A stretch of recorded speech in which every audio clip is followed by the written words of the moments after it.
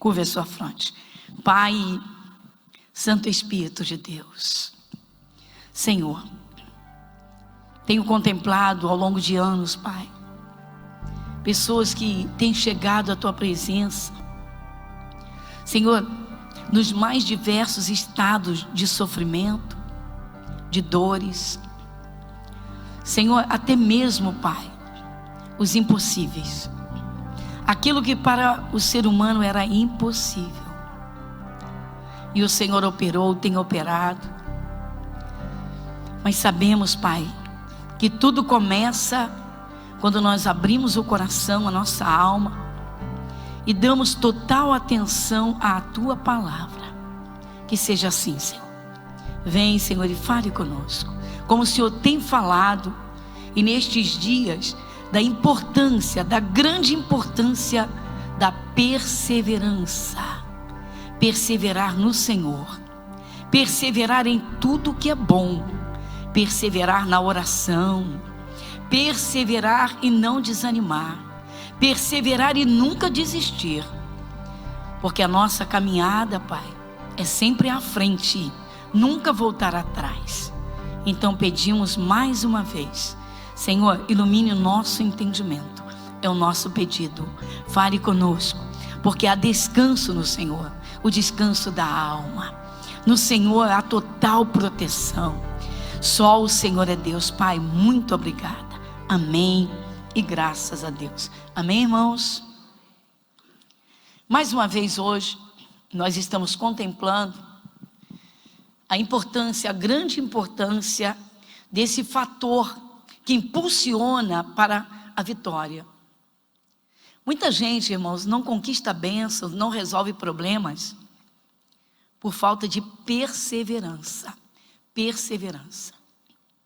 O salmista Davi foi um guerreiro assim tremendo Davi não era assim nenhum homenzarrão, não foi nenhum homem preparado para encarar uma guerra violenta, mas ele encarou.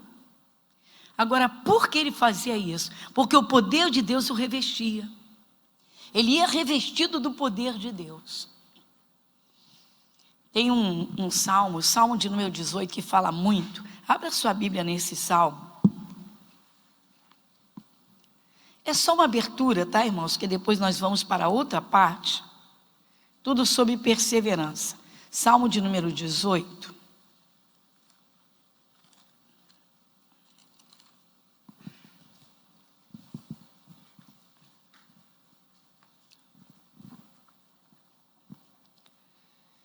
No Salmo de número 18, no versículo 37 e 38,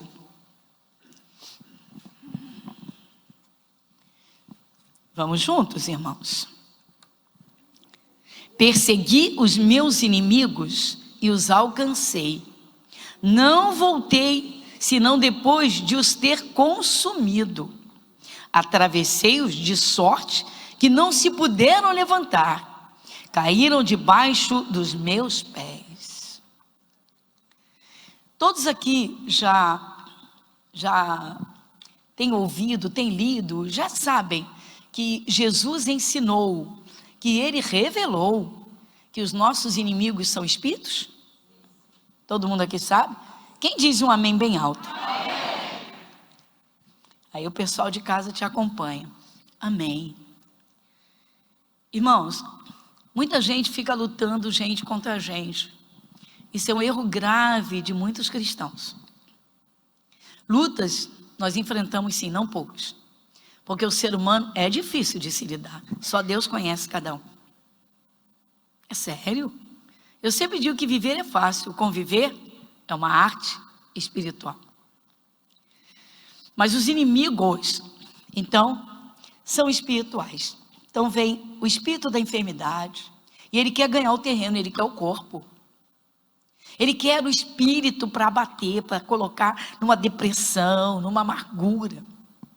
Ele quer a alma para deixar assim, o ser humano bem para baixo. Aí você descobre na palavra de Deus que Jesus Cristo veio exatamente para isso. Ele veio para te salvar, Ele veio para te libertar, Ele veio para te capacitar, Ele veio para te dar força e poder para você derrotar esses inimigos. Então há momentos que vem um, vem outro, é um problema, é outro. E se o cristão, irmãos, não abrir os olhos para lutar espiritualmente, ele perde a batalha. Meu Deus, como pode uma pessoa ser de Jesus e perder a batalha? Temos que fazer exatamente o que Davi fez. Ele disse: persegui os meus inimigos. Ele não ficou na retaguarda, ele perseguiu. Irmãos, quando o cristão murmura, quando se abate com o problema, Satanás, ele intensifica a sua força. O diabo gosta, irmãos, quando o cristão fica murmurando, lamentando da vida, fica fazendo seus queixumes o tempo todo, ou fica ali, né? Porque está doendo, porque eu não estou aguentando, porque está muito difícil. Como o diabo gosta disso, irmãos. Se ele pega esse tipo de confissões, essa forma de expressar, ele sabe que o coração está para baixo. Ele sabe que se ele forçar um pouquinho mais a barra, a pessoa pode chegar ao desespero total. É lamentável quando a gente ouve e pessoas que eram de Jesus chegaram ao suicídio. Isso é terrível demais, irmãos. Isso é terrível demais. Por isso que o cristão, irmãos, ele tem de viver cada dia na presença de Deus, alimentando o seu espírito, alimentando a sua fé. Como Jesus falou, o pão de cada dia. Então Davi, ele não ficou na retaguarda, ele perseguiu os inimigos. O problema vem. Você tem uma palavra contra esse problema? Você tem uma direção de Deus para vencer esse problema? Se não tem, pede ajuda.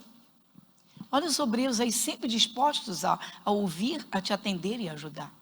Quantas pessoas, irmãos, estão dentro de casa, desesperadas, pensando em acabar com a vida, achando que não tem mais jeito, que nada mais vai ter jeito, que nada vai mudar. Gente, e Jesus esperando que a pessoa o escute, que ela se aproxime dele. Satanás é bandidão, gente. Ele não descansa, ele não sossega.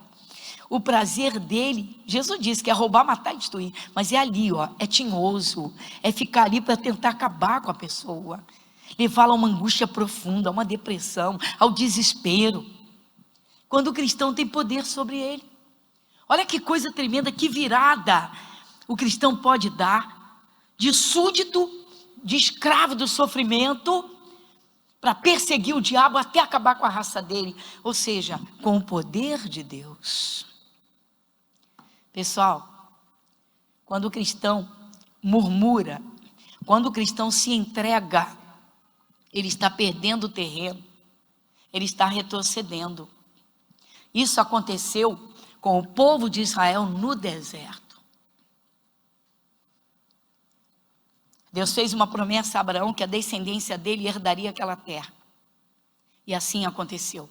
Só que eles só clamaram a Deus os 430 anos depois da promessa feita a Abraão, porque eles não estavam suportando o jugo de Faraó.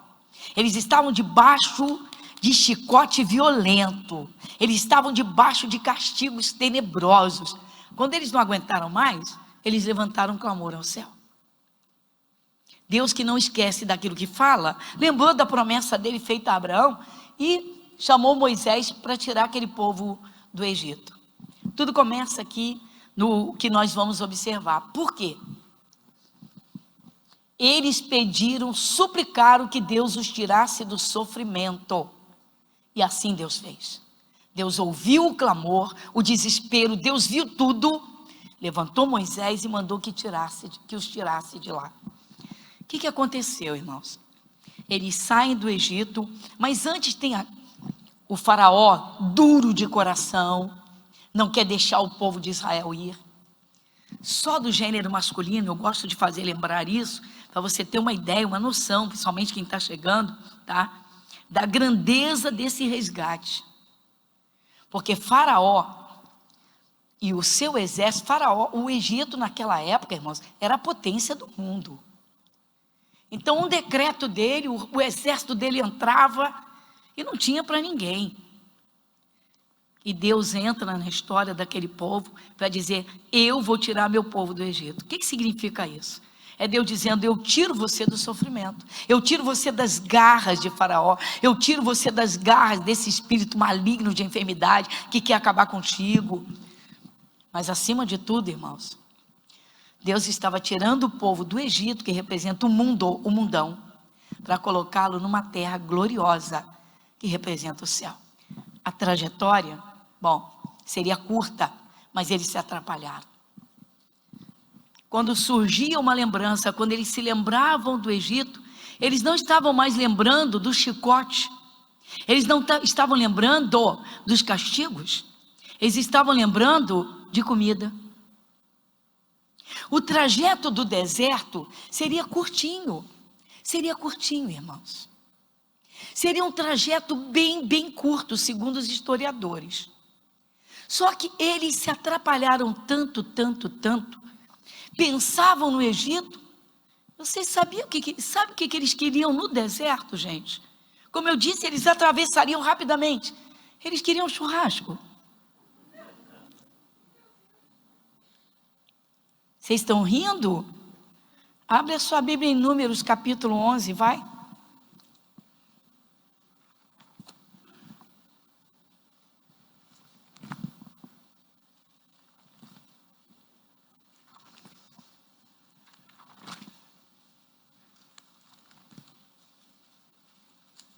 Livro de Números, capítulo 11.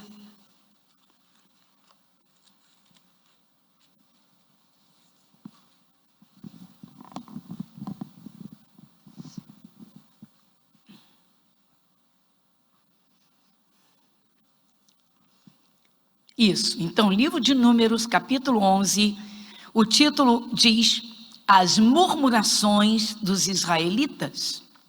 E aconteceu que, queixando-se o povo, era mal aos ouvidos do Senhor, porque o Senhor ouviu, e a sua ira se acendeu, e o fogo do Senhor ardeu entre eles, e consumiu os que estavam na última parte do arraial.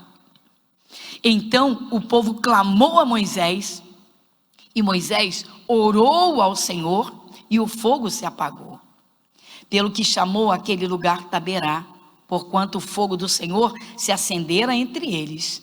Versículo 4, você lê comigo?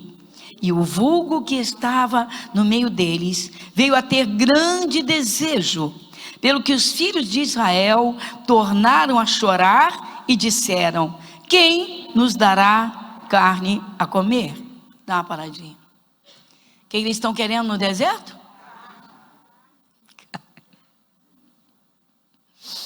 Eles querem carne, eles querem um churrasco no deserto.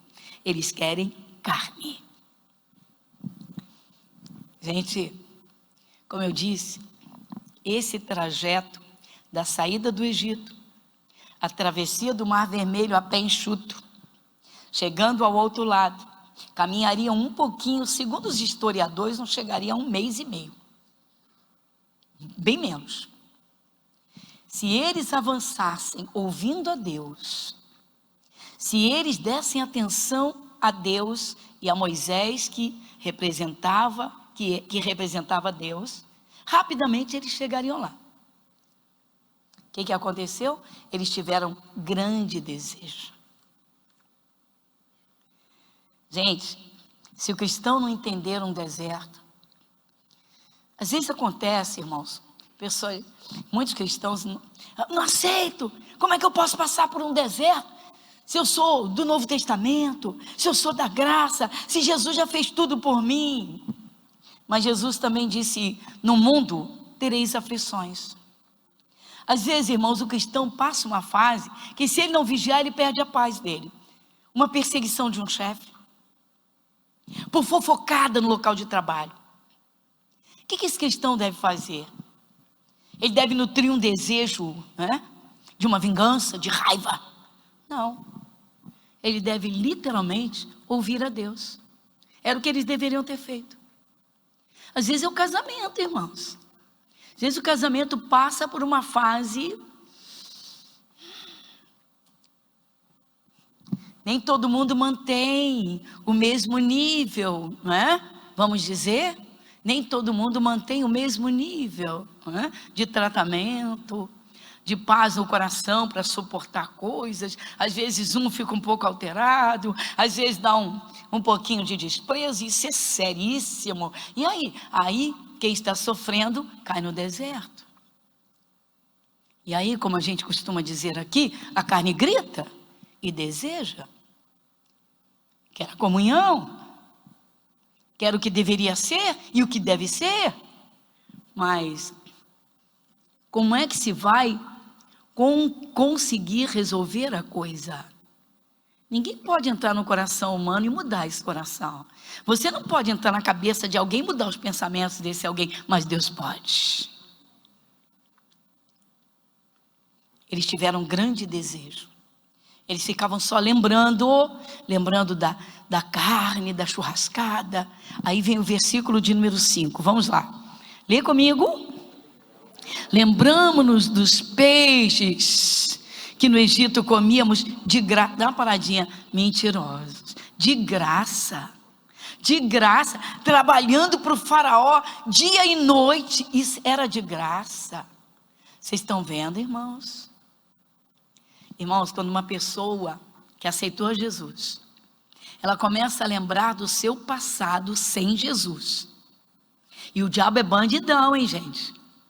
Ele gosta disso. Olha o cenário. A pessoa está passando uma fase delicada, já é de Jesus, está passando uma fase de pressão, uma fase, vamos dizer, de batalha, uma fase de luta. O diabo vem de mansinho e começa, né? Aí traz à memória momentos espetaculares da vida sem Jesus, lá atrás. Momentos de falsos prazeres, mas momentos que parece que estava tudo maravilhoso. Por que procurou Jesus? Por que aceitou Jesus? Quando aceitou Jesus, entendeu o que mesmo? Que estava nas trevas, que não tinha salvação, que estava a caminho do inferno. Tudo isso é verdade? Está na Bíblia? Alguém tem salvação sem Jesus? Impossível. Descobriu que estava debaixo do domínio do faraó chamado diabo, ou do diabo que era a representação aqui do faraó. Está vendo? Aí, quando encontra Jesus, meu Deus, Jesus me salvou. Ele morreu por mim, Ele derramou o sangue dele para lavar os meus pecados.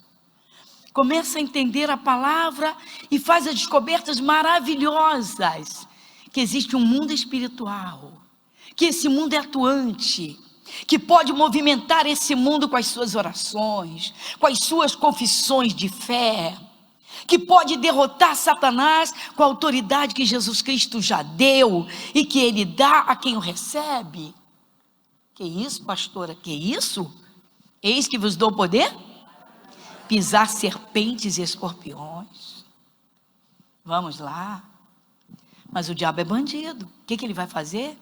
Então ele procura trazer lembranças de bons momentos antes de Jesus. Para quê? Porque aí a revolta aumenta agora. Poxa, eu aceitei Jesus, já sou de Jesus há tanto tempo, eu não vivo em pecado, eu não estou em pecado, por que está acontecendo isso comigo? Porque coloca Deus em dúvida numa balança. Foi o que eles fizeram. Gente, eles estavam debaixo de um castigo tenebroso, como toda a humanidade está, irmãos. Cega, doença é doença, desgraça é desgraça.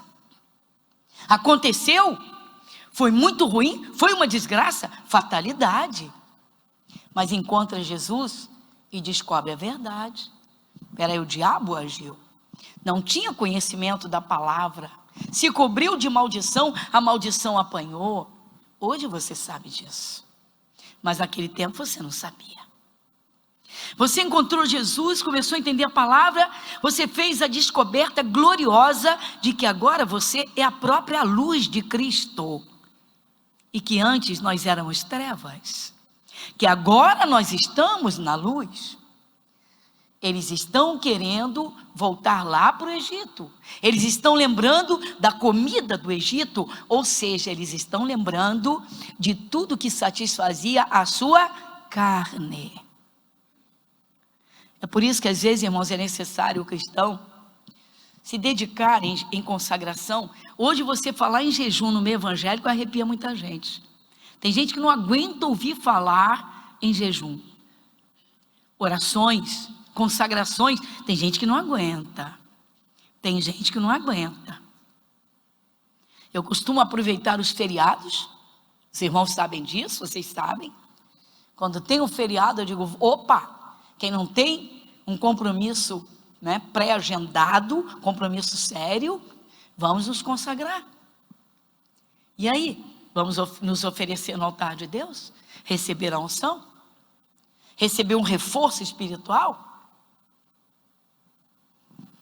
Eles estão pensando lá no Egito, nas coisas que satisfaziam a carne deles, e estão esquecendo o quanto sofreram na ignorância, longe de Deus, debaixo do chicote do faraó. Mais uma vez, eu me vejo obrigada a dizer que eu me impressiono com cristãos que não dão valor nenhum ao conhecimento da verdade. A salvação eterna, como Jesus disse, conhecereis a verdade, e a verdade vos libertará. Eu me impressiono, irmãos. Há pessoas que ao se converterem, fazem um estardalhaço de glórias e, meu Deus, que maravilha, que conhecimento, meu Deus, eu não sabia que eu ia para o inferno, meu Deus, eu não sabia que o diabo atuava desse jeito, meu Deus, eu não sabia que as coisas eram assim. Basta enfrentar um problema mais sério, uma pressão maior, que o diabo gosta de fazer, e soltam a língua e se levantam até contra Deus. Eles estão querendo voltar para o Egito só pensando na comida e nas coisas da carne, nas coisas materiais. Irmãos, enquanto o cristão não entender que o que é material sai do espiritual, nunca vão conseguir agradar a Deus plenamente. Você vê que esse capítulo 14 começa com eles queixando-se. Olha só, versículo 1. E aconteceu que queixando-se o povo era mal aos ouvidos do Senhor. Agora volta no versículo de número 5. Vamos lá? 5. Lembramo-nos dos peixes que no Egito comíamos de graça, e dos pepinos, e dos melões.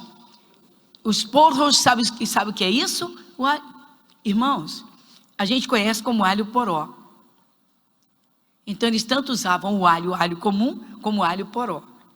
Até de tempero eles estão... Eu fico imaginando, sabe o que eu me ponho a pensar? E eles viveram num tempo em que a tecnologia era zero, indústria zero. Se vivessem nos nossos dias com essa química tão avançada, gente, o que tem de tempero novo no mercado, gente, eu fiquei meio alienada. Não, eu não vivo dentro da cozinha, mas eu já vivi, muitos anos atrás, e caramba, volta e meia, a gente vai para a cozinha fazer alguma coisa, pega uma receita e descobre, olha, tem um tempero novo, meu Deus do céu, aí tem um molho shoyu, tem um molho não sei o quê, tem um molho picante disso, tem um molho daquilo, não, esse já tem pronto, ele tem tudo, tem um molho baiano, tem um... Eita! Eu fico imaginando se eles tivessem tido isso tudo. Vocês já imaginaram se eles tivessem internet? Se no Egito eles tivessem internet? Aí, vamos dizer que Moisés ia dizer, pessoal, essa trajetória de 1 mês e meio no deserto sem internet. Eu acho que muitos deles iam infartar, não iam não? Alguns iam desmaiar. Alguns iam dizer assim, não, eu vou dormir e só quero acordar quando chegar do outro lado, para não ficar sem internet. Internet é muito boa, irmãos, para quem sabe usar. É uma bênção extraordinária. Nunca houve um meio de comunicação como esse, de informações, uma fonte de informações, de pesquisas, mas está sendo a desgraça de muita gente. Bom, eles estão na carne, eles querem só as coisas do Egito, eles estão lembrando lá atrás. Você quer agradar a Deus? Meu irmão, não olha para trás. Quando Deus enviou, pela oração de Abraão, 2 anjos a Sodoma para tirar o Ló e a família do Ló de Sodoma, o anjo virou-se para a família, para o Ló e para a família, e disse: olha, quando nós atravessarmos o muro da cidade, cidades eram fechadas, quando nós atravessarmos, passarmos o portão da cidade, não olhem para trás. Ou seja, esquece o que ficou lá. Não olhem para trás. Esquece o que ficou lá. Lá vai ele. E o Ló está demorando, e o Ló está demorando, e o Ló está enrolando, ele está enrolando, porque ele viveu a vida toda para acumular bens, só para acumular bens. Como tem muitos cristãos dentro da igreja, irmãos, das igrejas, que não tem tempo de servir a Cristo, não tiram tempo de qualidade para orar, fazem leitura da Bíblia, literalmente uma leitura técnica de um versículo, ou então recitam o Salmo 91 e vamos que vamos. Não é por aí. Abraão orou serissimamente para que Deus tirasse a sua família, livrasse a sua família da destruição de Sodoma. Deus enviou 2 anjos poderosíssimos a Sodoma, e eles foram com o endereço certo. Eles foram só na casa do Ló. Olha a importância de orar com fé, com entendimento, com seriedade. Muito bem. Mas o Ló está enrolando, ele tem tantos bens. Só que Deus está com pressa. Estava com pressa. E os anjos aceleram, eles vão embora. Ó, Ló, deixa tudo para trás, salva a tua vida e vamos embora. A Bíblia diz, irmãos, em Gênesis 19, que os anjos chegaram a tomar Ló, a mulher e as filhas pelas mãos. Diz assim: vamos dar a mão aqui, vamos embora. Deem as mãos, vamos embora. Os anjos os tiraram pelas mãos. Quem já leu isso na Bíblia? Se você nunca leu, lê o capítulo 19 na sua casa, você vai ver isso, é tremendo. Mas o anjo avisou: quando atravessarmos o portão, não olhem para trás. Quem foi que olhou? A mulher do Ló. Teve saudade de Sodoma. Virou uma estátua de sal. Quer saber o significado disso? Jesus disse que o sal, ele tem que dar o tempero na medida certa, porque se for demais, se torna insuportável.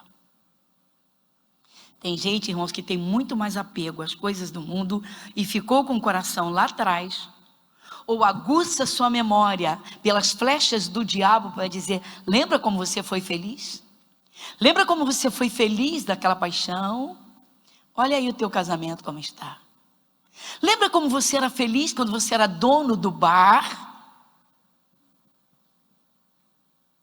O diabo gosta disso.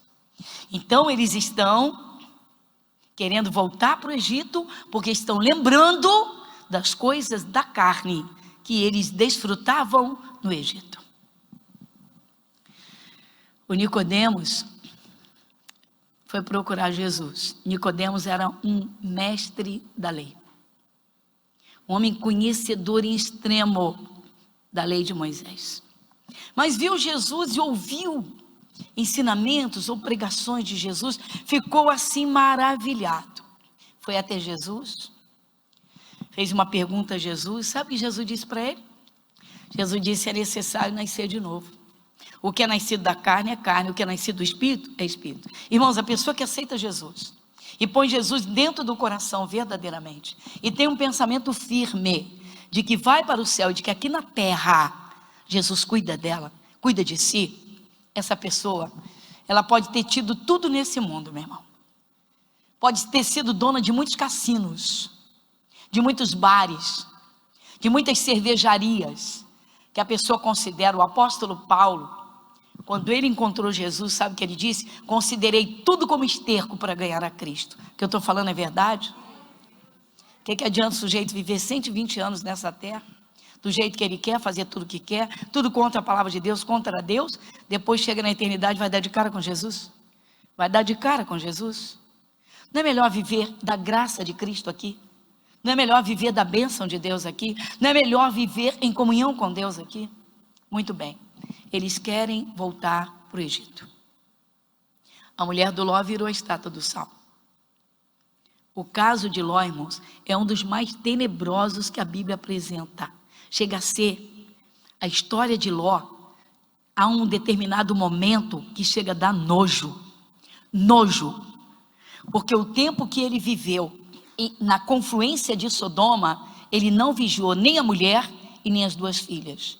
Elas se envolveram tanto com os costumes de Sodoma, mas tanto, por isso que a mulher do Ló olhou para trás. Ah, meu carnaval. Ah, minhas noites no cassino.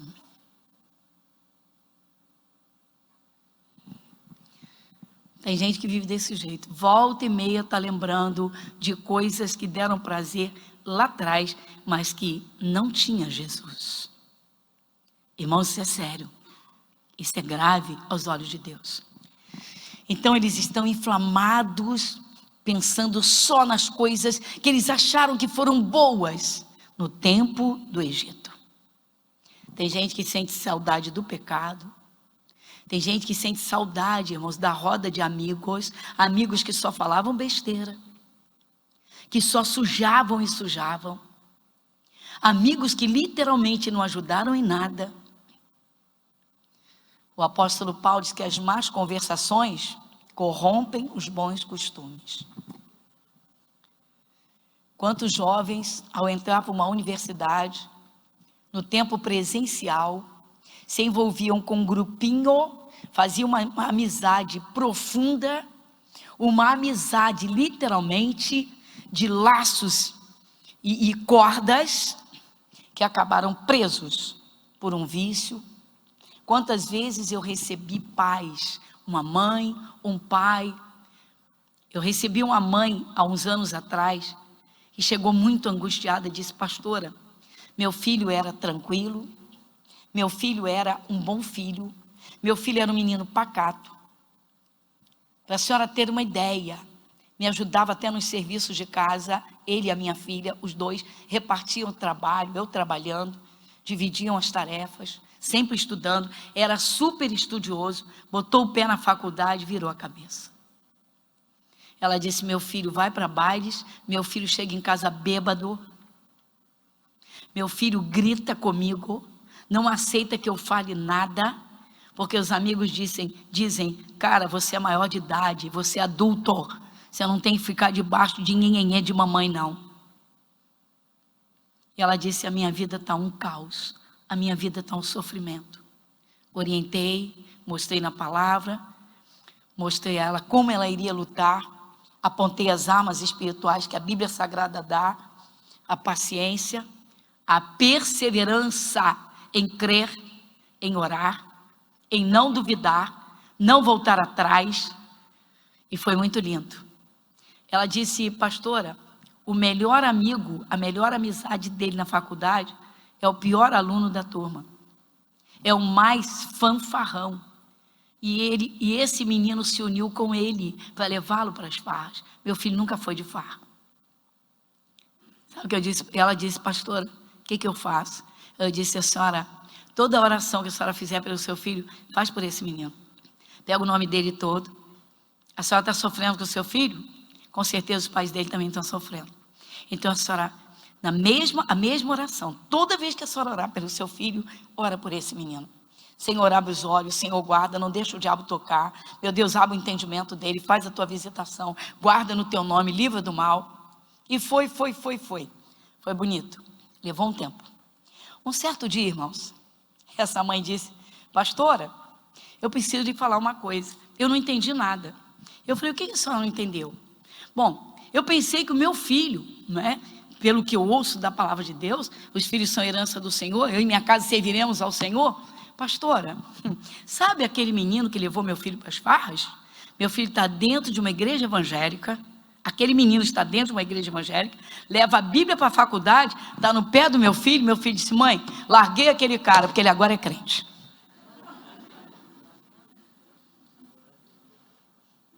O outro rapaz se converteu primeiro que o filho dela. Ela fazia a mesma oração, ela disse que atendeu.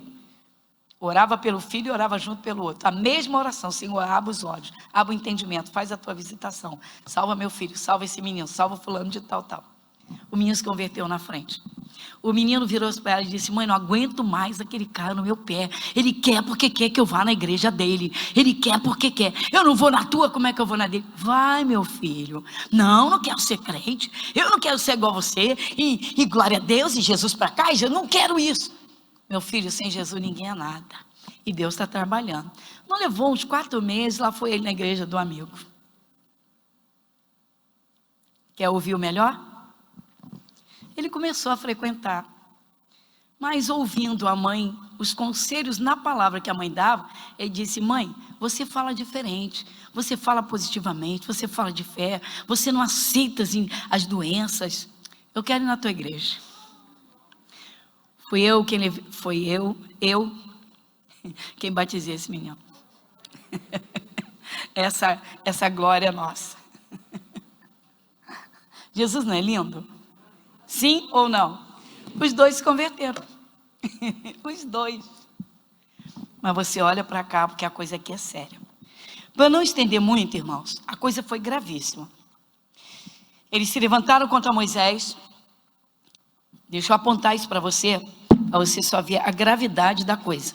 Eles se queixam da falta da comida, do que eles tinham lá, e tal, mas ele diz aqui uma coisa, quer ver? Deixa eu mostrar para vocês aqui.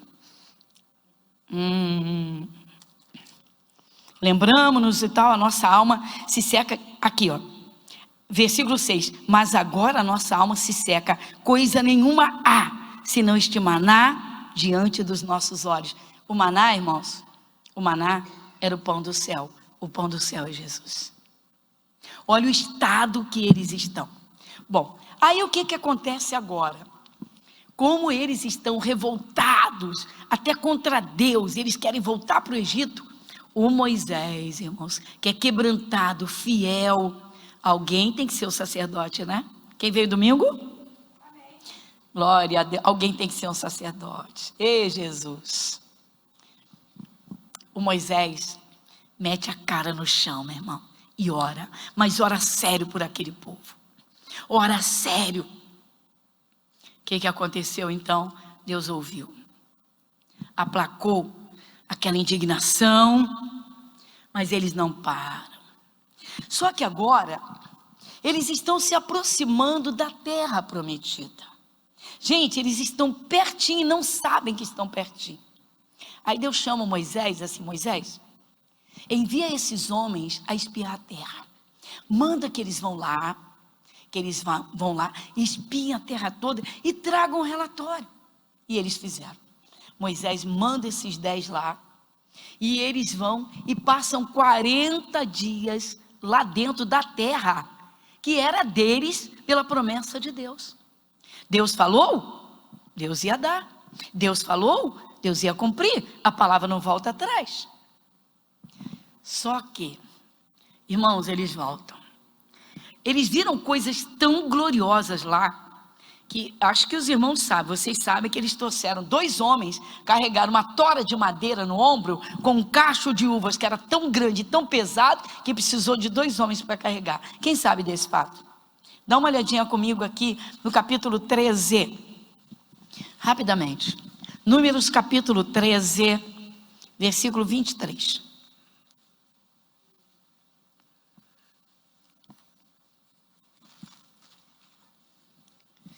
Números capítulo 13, versículo 23. Quem lê comigo? Depois vieram até o vale de Escol, e dali cortaram um ramo de vide com um cacho de uvas, o qual trouxeram 2 homens sobre uma verga, como também romãs e figos. Pode imaginar que terra era essa? Você pode imaginar. Deus não havia dito que a terra era boa, larga? Deus não havia falado? Sim ou não? Pois está aqui. Só que eles voltam, mas eles viram lá os moradores daquela terra. Irmãos, toda pessoa que aceita Jesus, ela está a caminho do céu. A caminho do céu. Mas aqui na terra é que ela vive. Então é aqui que ela vai vencer, é aqui que ela vai prosperar, é aqui que ela vai recuperar a saúde, é aqui que ela vai se consagrar, não é? Para viver o dia a dia com Deus. Mas o que aconteceu? Eles estão tão apavorados com o que eles viram lá. Eles viram frutas maravilhosas, eles viram animais para todos os lados, riquezas extraordinárias, mas eles viram gigantes. Gente, eles entraram em desespero, irmãos, desespero. Nós vimos gigantes, nós não vamos conseguir entrar lá, eles são gigantes. Olha, sabe como é que nós ficamos diante deles? Iguaizinhos a gafanhotos, nós éramos iguais a gafanhotos. Nós vimos gigantes.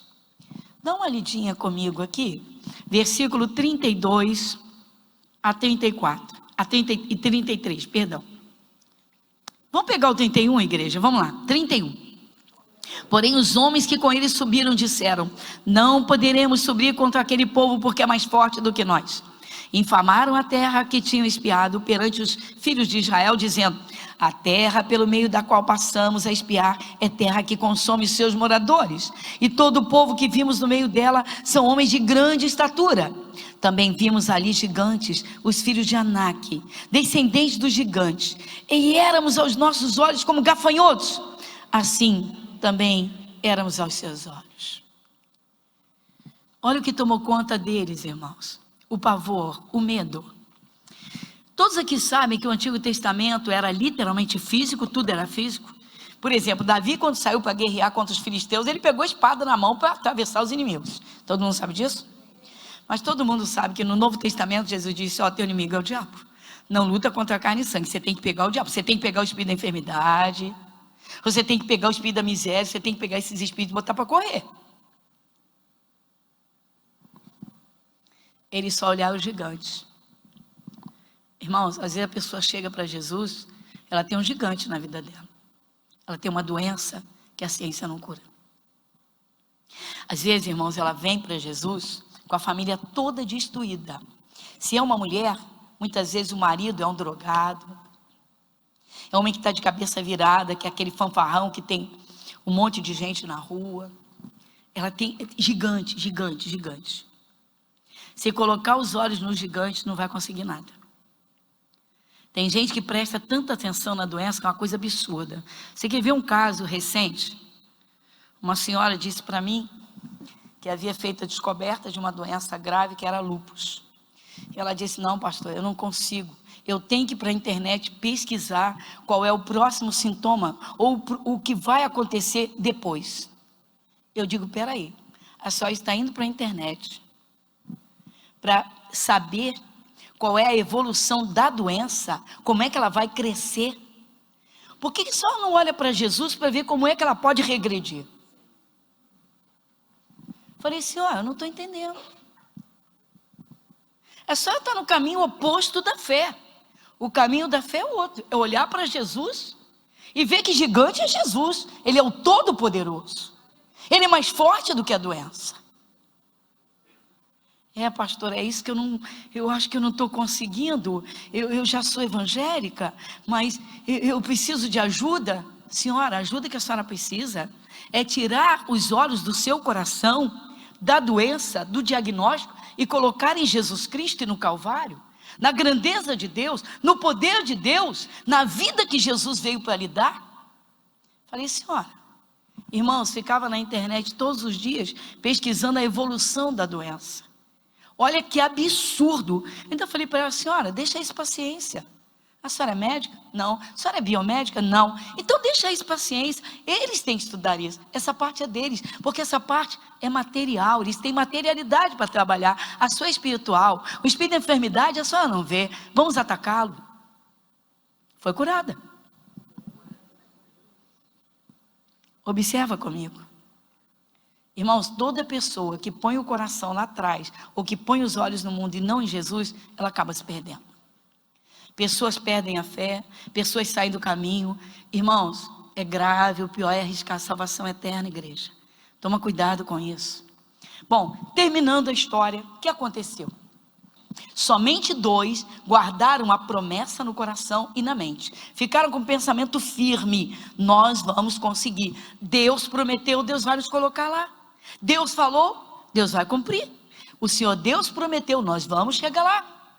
40 anos eles perseveraram, gente. 40 anos eles perseveraram. Eles não desistiram. Eles estavam na mesma condição, nas mesmas condições que todos os outros. Moisés estava nas mesmas condições. Eles não desistiram. Eles não descreram, não pararam de crer. Eles não pararam de alimentar a fé. Eles não duvidaram de Deus. O que aconteceu? Bom, eles 2 então abrem a boca para dizer: nós vamos conseguir. O que eu tenho falado aqui, irmãos?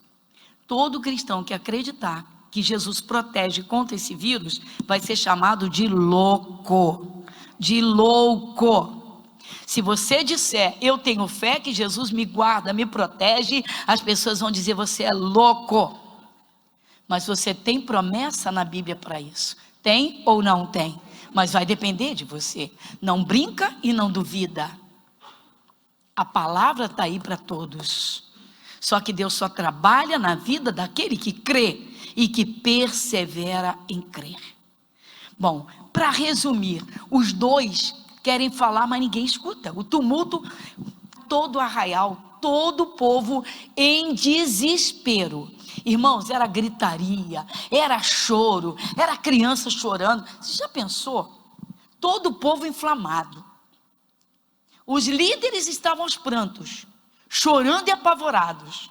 Como é que as mulheres iam ficar? Como é que as crianças iam ficar? Eu digo, se o cristão, irmãos, não transmitir para a sua família uma confiança em Deus, uma segurança na sua fé, como é que vai ficar? Pensa direitinho. O que aconteceu? Eles rasgaram as roupas, foi o único meio. Não tinha microfone para dar um berro e dizer: ei, para! Eles rasgaram as roupas, todo mundo olhou para eles, e eles então abriram a boca. Lê comigo, vamos lá. Mas vamos aqui, 14, versículo 8. Quem vai comigo? Se o Senhor se agradar de nós, então nos porá nesta terra e nola dará, terra que mana. Se o quê? Se o quê? Peraí, se o quê? Se o quê? Teu pai fica feliz contigo quando você faz coisa que o aborrece profundamente? Ele te enche de presentinho? Eles querem voltar para o Egito. Você acha que Deus está feliz da vida com eles? Tem gente que cansa da vida cristã e quer voltar para o mundo. Tem gente que simplesmente se cansa de servir a Deus e acha que precisa descansar. Não quer mais orar, não quer mais oferecer culto, não quer mais servir a Deus. Se o Senhor se agradar de nós, Ele nos porá nesta boa terra.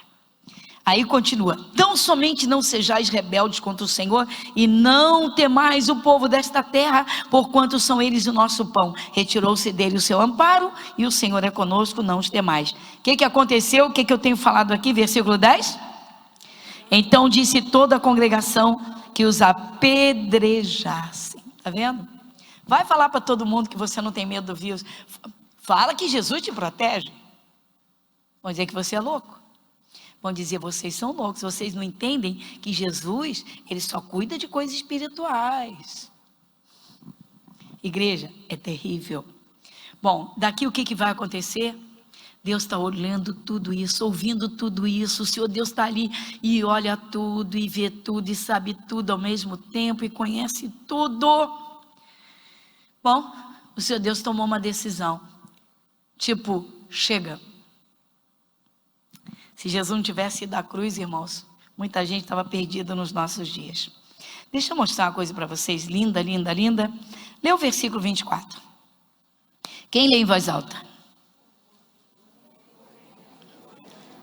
Porém, o meu servo Calebe, porquanto nele houve outro espírito, e perseverou em seguir-me, eu o levarei à terra em que entrou, e a sua semente. O que o Espírito de Deus está ressaltando no Calebe? Primeiro, ele tem um espírito diferente, ou seja, ele não entrou no desespero, na revolta, ele não teve a mesma atitude, ou as mesmas atitudes que os outros tiveram. O coração dele era diferente. Está vendo como tem, irmãos? No meio do povo de Deus, tem aquele que tem a fé e aquele que diz que tem. Tem aquele que confia na palavra e segue a palavra. Hoje essa palavra está muito em voga, muito, muito, muito. Literalmente no topo. Sou seguidor de fulano, sou seguidor. Às vezes eu encontro alguém que diz: a senhora é a pastora Gorete Moura? Sim. Eu sou seu seguidor, sou sua seguidora. Você segue a Jesus a quem eu prego. Você segue a palavra de Deus. Me perdoe, irmãos, mas eu faço questão de dizer isso. Segue sim, segue a palavra que nós pregamos, que é Jesus. O ensinamento, os alertas, o poder da fé, os segredos da vida, tudo vem na palavra de Deus. Então, Deus viu que o Caleb tinha um espírito diferente. Ou seja, esse crê em mim, esse me segue de verdade. O que seria literalmente esse seguir? Deus falando: Caleb me segue, ele me seguiu. Caleb perseguiu a promessa, ano após ano, dia após dia. Deus prometeu nos colocar naquela terra, ele vai nos colocar. A palavra de Deus falou com Moisés que Deus vai nos colocar lá dentro daquela terra, ele vai nos colocar. Caleb perseguiu, literalmente seguiu a palavra. Ele não voltou atrás. Ele não quis voltar para o Egito. Somente ele e Josué. Moisés, a pergunta: Moisés não estava nas mesmas condições que todos eles? Você vê Moisés murmurando, querendo voltar para o Egito? Não. O Caleb não quis voltar, estava nas mesmas condições.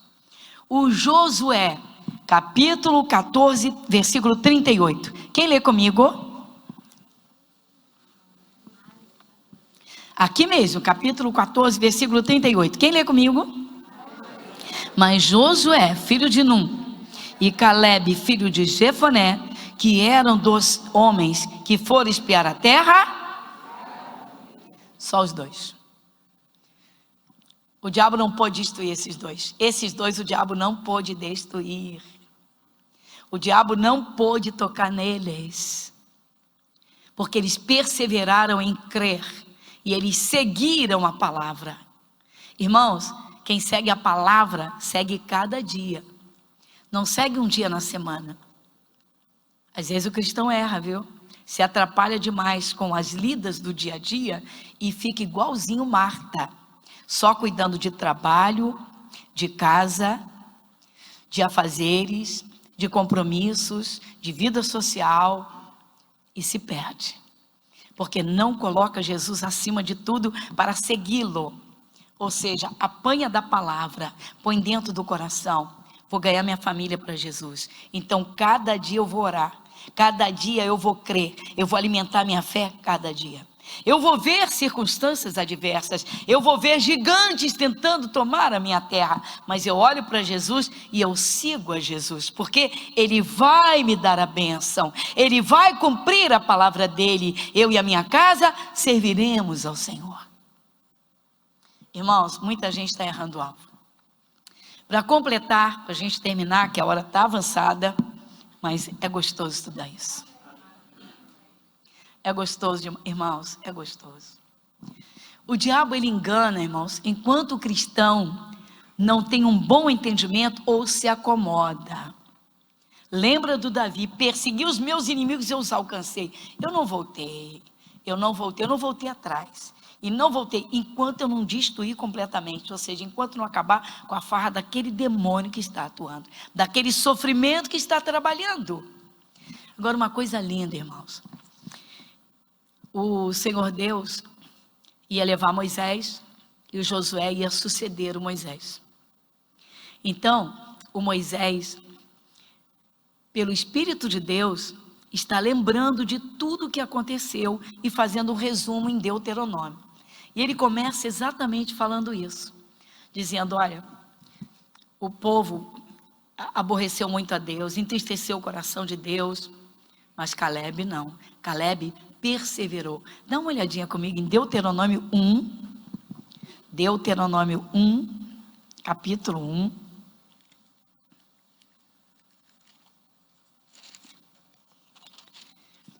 Para a gente ter um entendimento, o contexto, são 3 versículos, 34 a 36.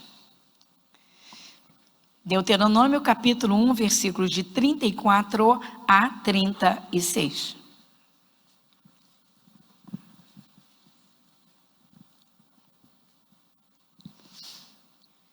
Então, irmãos, quem lê comigo? 34.